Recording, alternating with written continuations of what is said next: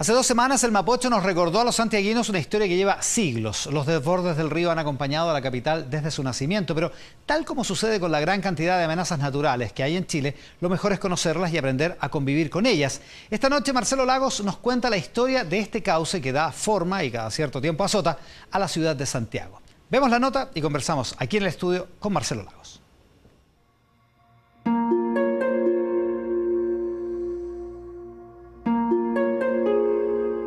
En este reportaje hablaremos sobre el río Mapocho, desde sus orígenes, aquí, en la cordillera de los Andes, en la confluencia del río San Francisco y Molina, sus avances a la ciudad y cómo interactúa con ella, hasta llegar al río Maipo, donde vierte sus aguas.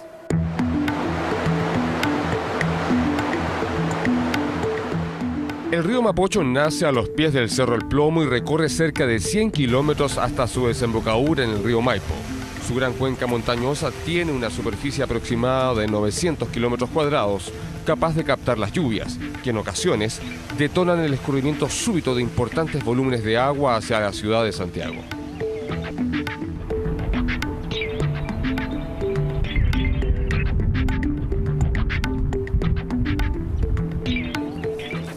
La gran diferencia de altitud y pendiente entre la cordillera y el nivel base del Mapocho hace que más que un río sea un torrente, caracterizado por su acción erosiva y su capacidad de transporte de sedimentos, situación que se potencia con la lluvia. Basta con avanzar unos kilómetros hacia abajo para notar el material sólido arrastrado por sus aguas y su cambio de color.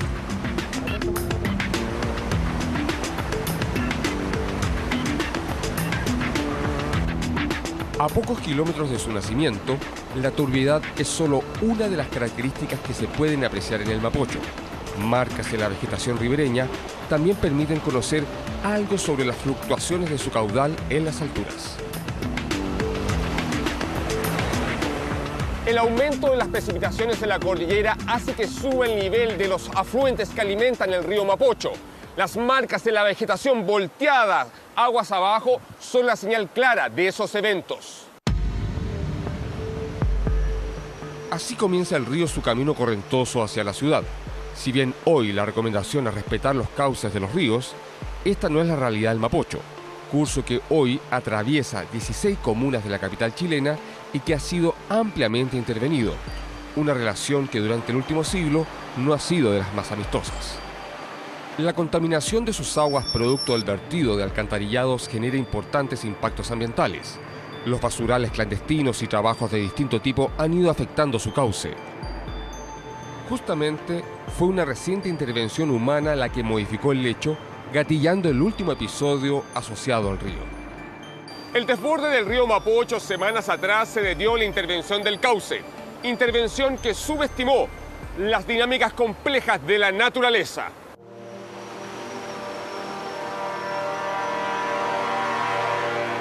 La construcción de puentes, túneles y carreteras sobre y bajo este río ha permitido mejorar la conexión de la ciudad, pero también ha exigido desviar el cauce temporalmente en algunas ocasiones. Estas acciones se concentran en las épocas de menor caudal e incorporan medidas provisorias de desvío de las aguas, sustentadas en estudios que utilizan el comportamiento histórico del río. A pesar de ello, las recientes obras provisorias que se realizaban en el Mapocho fueron sobrepasadas por un caudal no considerado, el que en pocos minutos hizo colapsar el canal de desvío y Providencia se inundó. Desde la llegada de los españoles existen registros de numerosas inundaciones generadas por el río Mapocho. La amenaza de desbordes y crecidas fue un tema desde la época colonial. La construcción de defensas fluviales se transformó en algo prioritario. Desde su fundación, Santiago de Chile ha sido afectado por desbordes del río Mapocho. Es por ello que durante la época colonial se construyeron muros para detener sus aguas. Son los conocidos tajamares del Mapocho.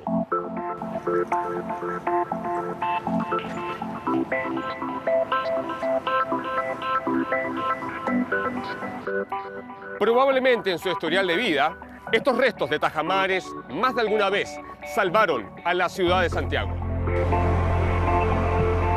Estos tajamares desenterrados tras la construcción de la línea 5 del metro y hoy esparcidos sobre el Parque de los Reyes son vestigios de cómo a comienzos del 1800 Santiago comenzó a intervenir el Mapocho, un control por cierto parcial, y que solo se extendía por 30 cuadras.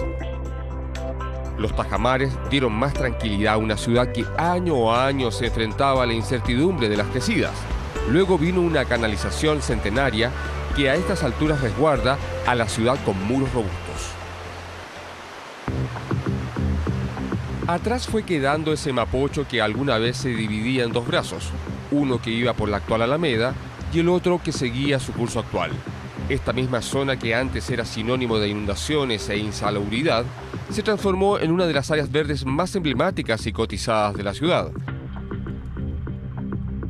Junto con el Parque Forestal, a comienzos del siglo XX, florecieron edificios con aires europeos.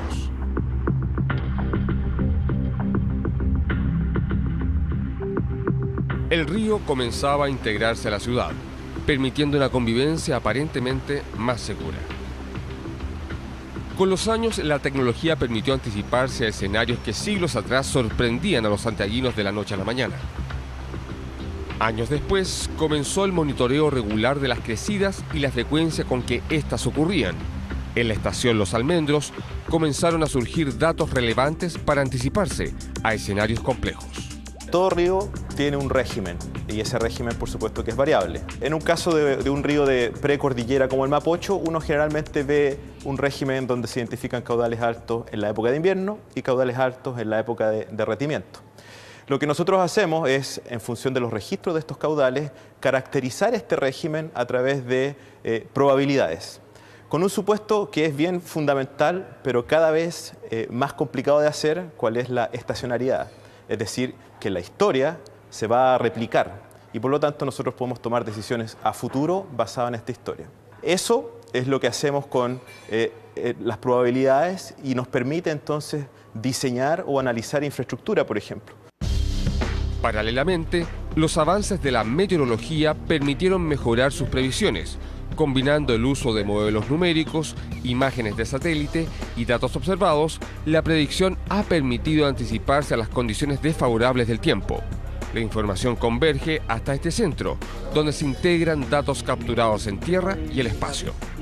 Parámetros de temperatura, humedad relativa, punto de rocío, viento, dirección e intensidad del viento y también de presión atmosférica.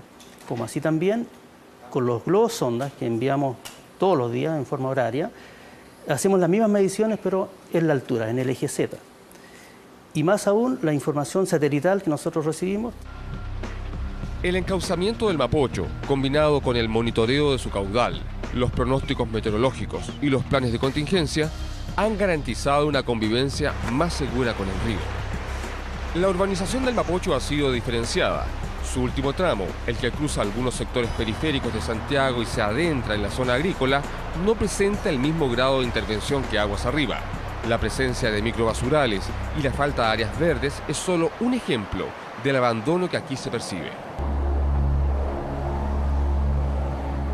Sin embargo, el desafío de futuro pasa por entender cuáles han sido y serán las consecuencias de entrometerse en el sistema natural, comprender su funcionamiento, de modo de lograr una relación sustentable entre el río y la ciudad.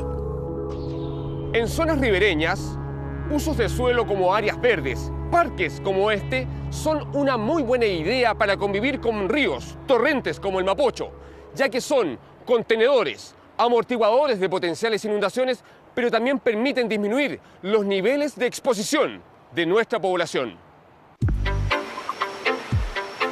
Son 40 hectáreas que incluyen un brazo calmo con aguas del Mapocho, más un paseo inundable.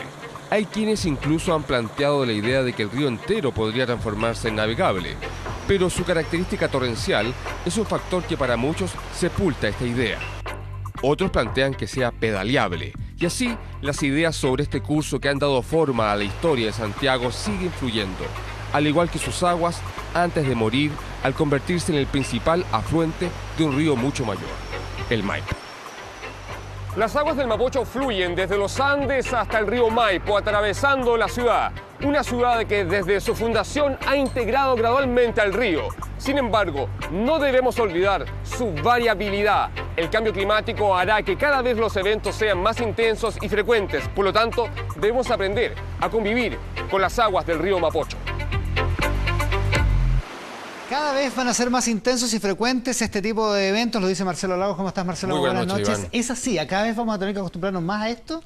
Todo indica que sí. El comportamiento histórico, la verdad es que nada hoy día garantiza que se vaya a repetir en el futuro. En rigor fue gran parte de lo que sorprendió a las estimaciones del caudal para las intervenciones que se realizaban en el caudal del Mapocho. Semanas. Ahora, decíamos al principio, este país vive acostumbrado a los fenómenos naturales, pero es homologable, es igual el río Mapocho como fenómeno natural peligroso que un terremoto.